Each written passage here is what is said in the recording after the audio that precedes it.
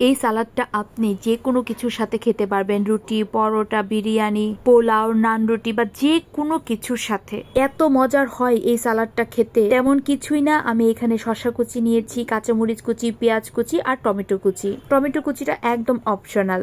এবার আমি এতে টক দই দিব। টক দই একদম মাস্টলি দিতে হবে, আর টক দই তো শরীরের জন্য ভীষণই ভালো। যাই হোক, এবার এতে দিয়ে দিলাম টমেটো সস আর রাঁধুনির চটপটি মশলা। কারো কাছে ভাজা জিরাও যদি থাকে সেটাও ব্যবহার করতে পারেন। এরপর দিয়ে দিলাম বিট লবণ মানে কালো লবণ, তার সাথে পরিমাণ মতো অল্প চিনি আর লবণ মানে সাদা লবণ। ব্যাস, এগুলো ভালো করে মিক্স করে ফেলবেন। এগুলো থেকে চিনিটা আর টমেটো সসটা যদি বাদ দিয়ে দেন তাহলে কিন্তু এটা একদম হেলদি একটা খাবার। শসা আর টক দই এই দুটোই কিন্তু ফ্যাট কমানোর জন্য একদম খুবই উপকারী। আমি এই সালাডটা আমাদের বাসায় যে কোনো অনুষ্ঠানেই করে থাকি, খুবই ভালো লাগে আমার কাছে খেতে। এটা সকালের ব্রেকফাস্টেও অনেক সময় আমি খেয়ে থাকি। ব্যাস, এটাকে আমি ভালো করে মিক্স করে ফেলেছি। এটাকে সবসময় আমরা রায়তা বলে থাকি। এই রায়তার আইটেমটা আমার শ্রেষ্ঠা বুড়ির জন্মদিনের খাবারের আইটেমে ছিল।